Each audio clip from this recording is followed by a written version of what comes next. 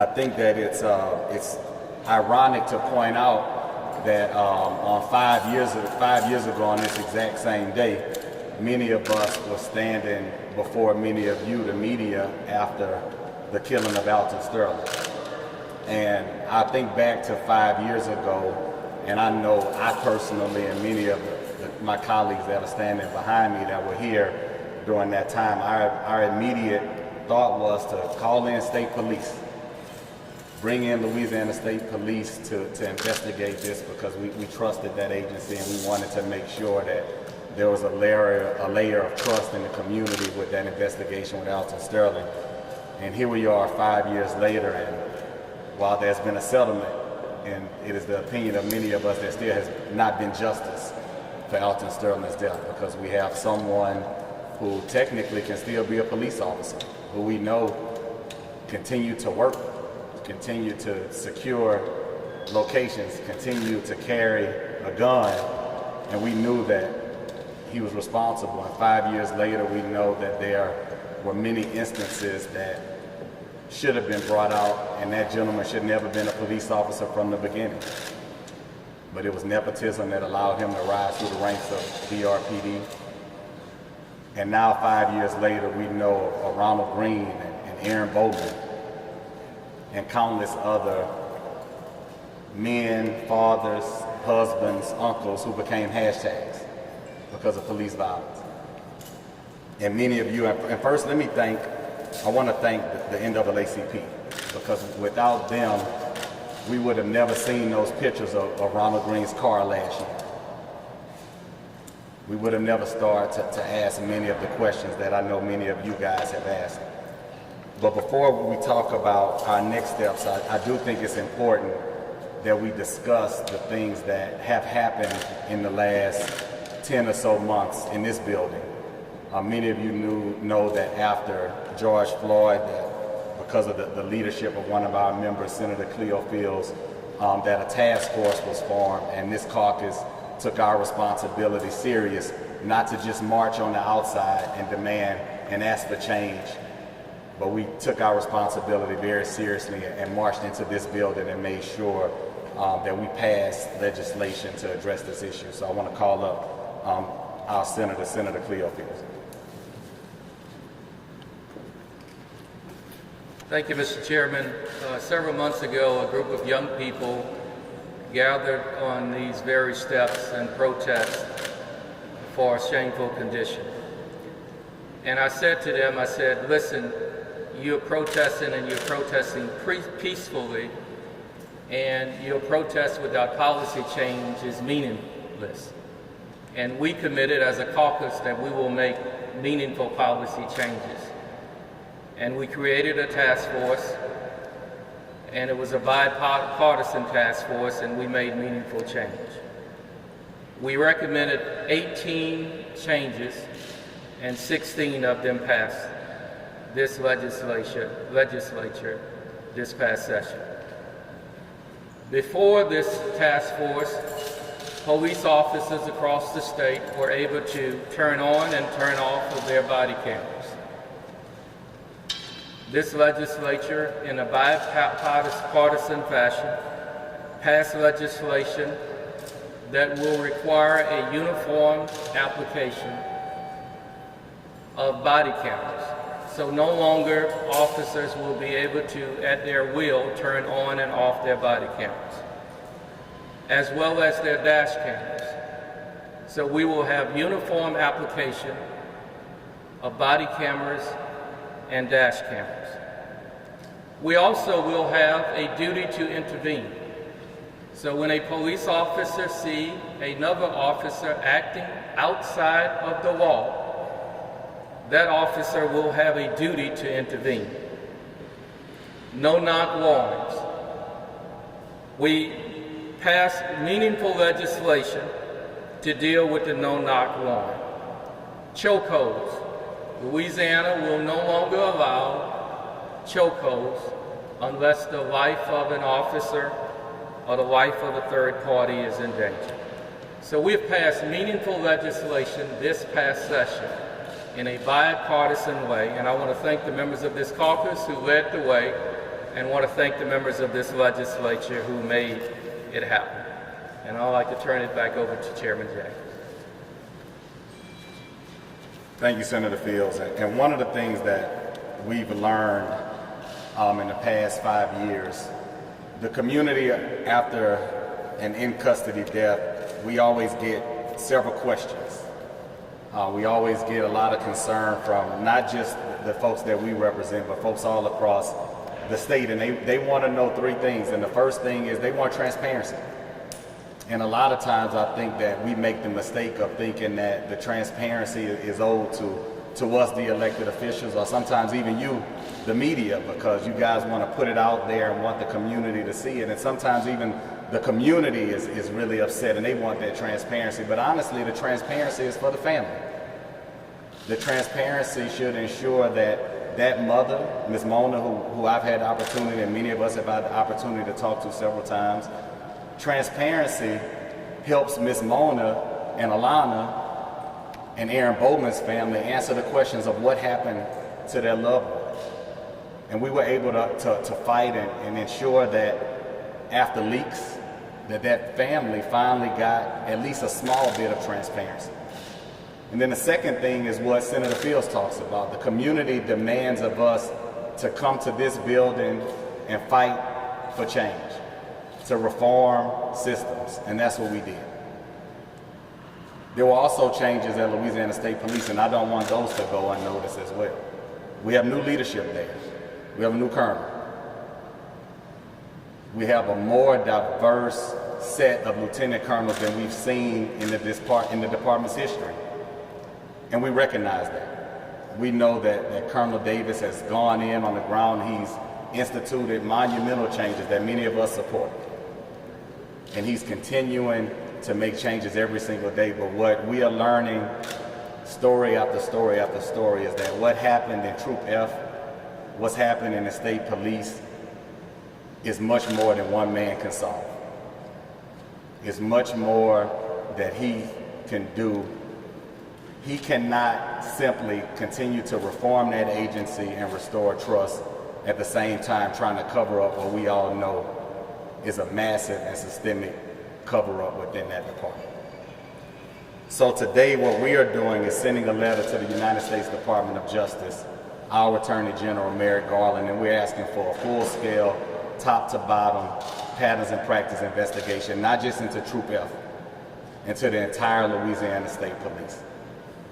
Through countless conversations, we've heard that be it the law, be it the State Police Commission rules, bars certain people from being called into question. It bars certain documents being reviewed. It bars certain discipline being reviewed. We don't have the authority to do it, but we know the federal government has the authority to do it.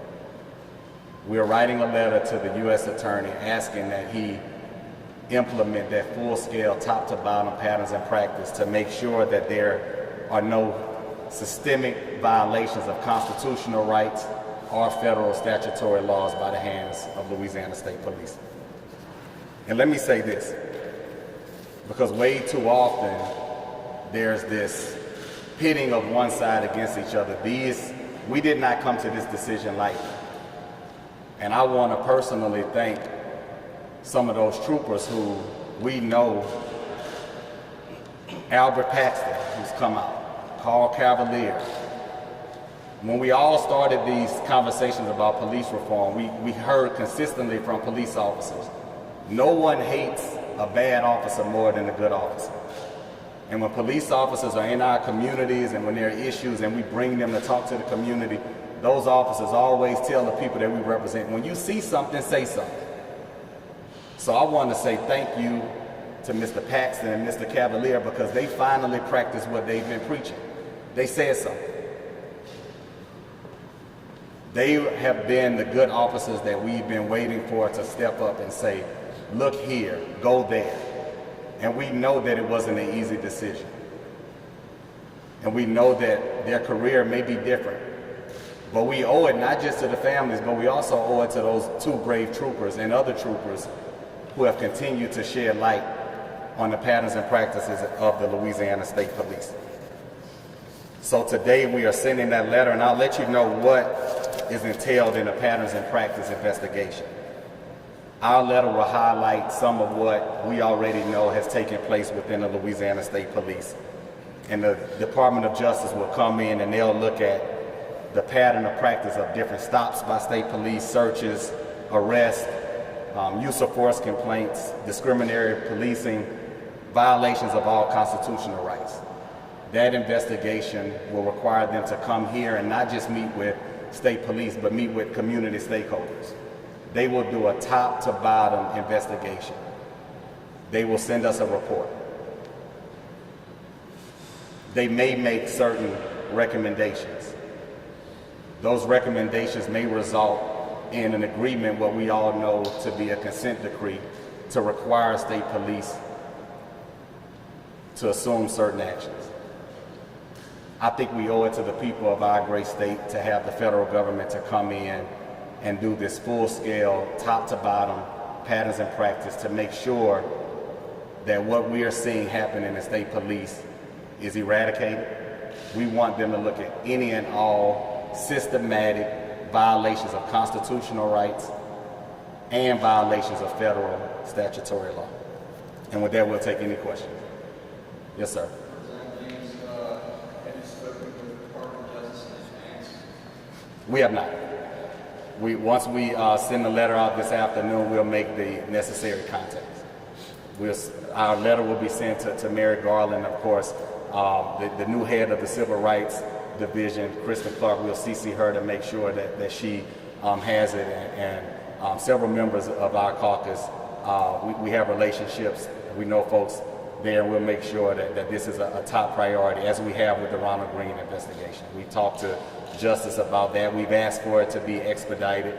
We've talked to them about timing, and I want you all to know, and the community to know, that this caucus has not just been resting idly by while these things are continuing to pop up, and story after story is coming. Yes, sir. Have you spoken to the governor about this, and if he supports this move? We talked to the governor about it. Melinda?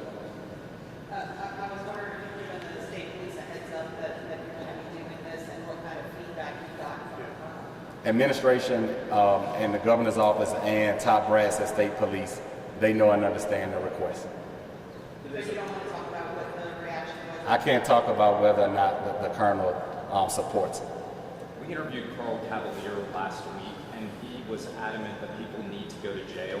In light of what you've seen on the body camera footage, do you guys believe that troopers need to go to jail, including possibly former Colonel Reeves? We've consistently said that we need to see arrest. We've said that from the moment these stories were leaked. Many of us are a criminal defense attorney. I see a lot of probable cause on the videos that we've seen. I know that one trooper is no longer with us, but I also see violations from those other troopers. I agree with what we've heard from Mr. Cavalier, and also what we heard from another trooper.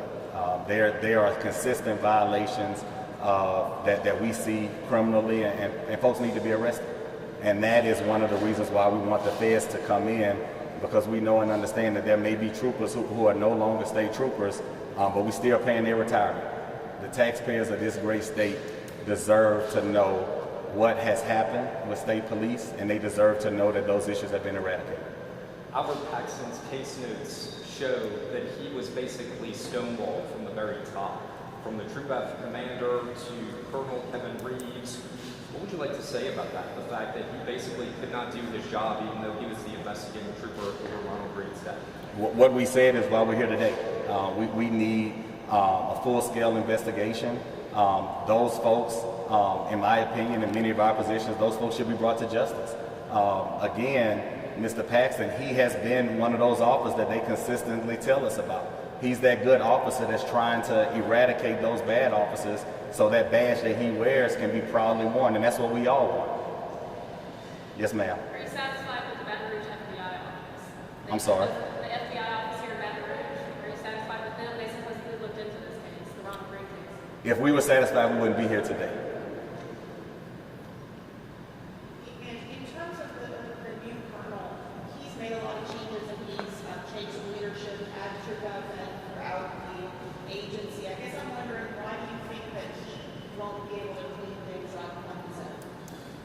We want him to continue to focus on improving that agency. We don't believe that he can continue to focus and continue to dig as deep as he's going to be required to dig to uncover up the issues at his department.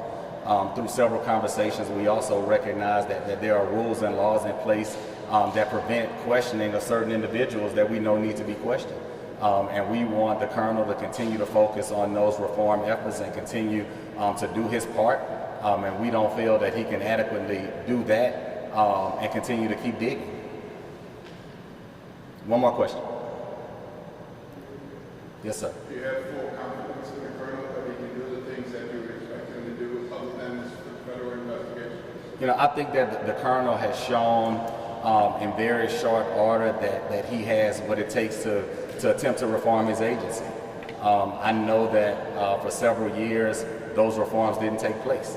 I don't remember the last time a trooper has been arrested, and I know that we've had troopers arrested under his leadership, and I know that those weren't easy decisions. But the justice and accountability part that the families are owed and that the community is owed at this point, we believe that it's outside of his hands, and that's why we are asking the federal government to come in and do this patterns and practice to make sure that there are no systemic violations of constitutional rights or issues that run afoul with federal law. Thank you.